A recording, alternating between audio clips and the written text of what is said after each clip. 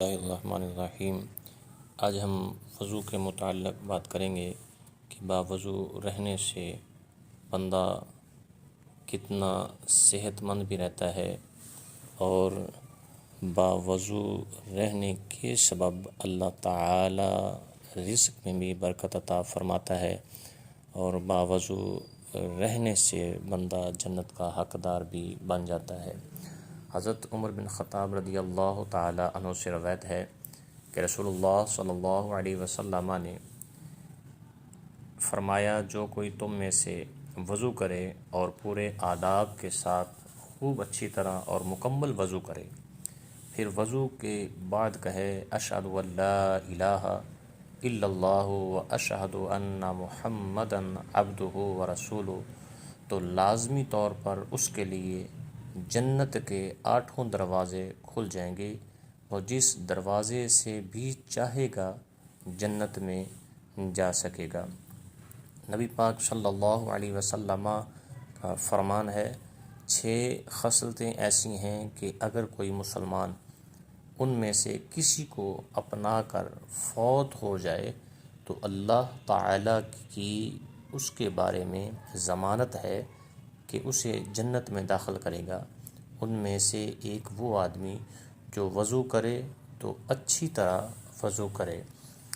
حضرت ابو ہریرہ رضی اللہ تعالی عنہ سے روایت ہے کہ نبی کریم صلی اللہ علیہ وسلم نے ارشاد فرمایا، جب مسلمان مومن بندہ وضو کرتا ہے، اپنا چہرہ دھوتا ہے تو اس کے وہ تمام گناہ پانی یا پانی کے آخری قطرے کے ساتھ بہہ جاتے ہیں، یا اسی طرح فرمایا دھل جاتے ہیں۔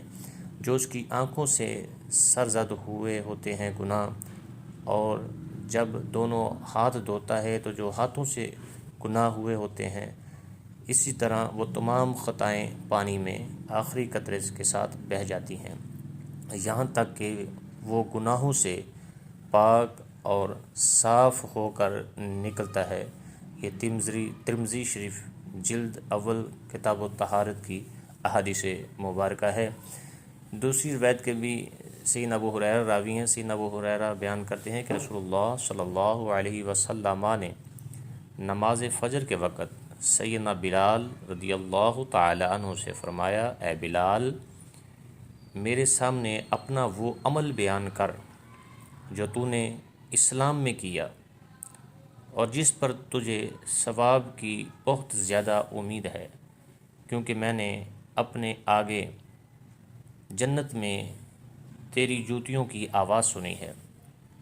سیدنا بلال رضی اللہ تعالی عنہ نے عرض کیا، یا رسول اللہ صلی اللہ علیہ وسلم، میرے نزدیک جس عمل پر مجھے ثواب کی بہت زیادہ امید ہے وہ یہ ہے کہ میں نے رات یا دن میں جب بھی وضو کیا تو وضو کے ساتھ جس قدر نفل نماز میرے قسمت میں یا مقدر میں تھی ضرور پڑھی، اور وضو کے بعد نوافل پڑھے۔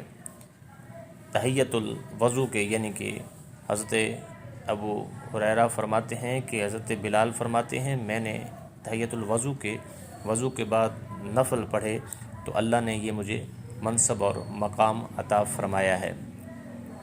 اور سیدنا بلال رضی اللہ تعالیٰ عنہ فرماتے ہیں کہ جب بھی میرا وضو ٹوٹتا میں با وضو ہو جاتا تھا۔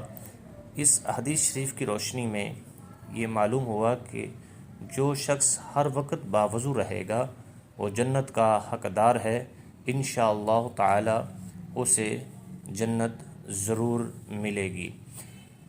وضو کے 4 فرض ہیں جو اللہ کریم نے قرآن پاک میں ارشاد فرمایا ہے، یا ایھا الذین آمنوا اذا قمتم الی الصلاۃ فاغسلوا وجوہکم وایدیکم الی المرافق وامسحوا برؤوسکم وارجلکم الی الکعبین۔ قرآن پاک کی اس آیت میں رب العالمین احکم الحاکمین نے ارشاد فرمایا، اے ایمان والو، جب نماز کو کھڑے ہونا چاہو تو اپنا منہ دھوؤ، کونیوں تک ہاتھ اور سروں کا مسح کرو اور گھٹنوں تک پاؤں دھوؤ۔ یعنی کہ یہ وہ 4 فرض ہیں جو نہایت اہم اور ضروری ہیں۔ وہ کون سے ہیں؟ چہرہ دھونا، کونیوں سمیت ہاتھ دھونا، سر کا مسح کرنا اور ٹخنوں تک پاؤں دھونا، یہ وضو کے 4 فرض ہیں۔ ان میں سے ایک بال بھی خشک نہ رہے۔ اور پھر چند ایک سنتیں بھی ہیں، وہ بھی سماعت فرما لیں۔ وضو میں 18 سنتیں ہیں، ان کو ادا کرنے سے کامل طریقے سے وضو ہو جائے گا۔ وضو کی نیت کرنا، مثلا یہ کہ میں نماز کے مباح ہونے کے لیے وضو کرتا ہوں۔ نمبر 2، بسم اللہ الرحمن الرحیم پڑھ کر وضو کرنا۔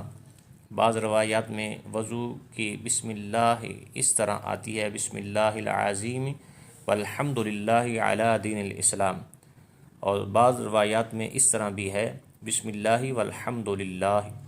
اور وضو کے دوران یہ دعا پڑھنا مسنون ہے، اللہم اغفر لی ذنبی ووسع لی فی داری وبارک لی فی رزقی۔ نمبر 3، دونوں ہاتھوں کو پاؤں تک دھونا، مسواک کرنا، اگر مسواک نہ ہو تو انگلی سے دانتوں کو ملنا۔ نمبر 5، 3 بار کلی کرنا۔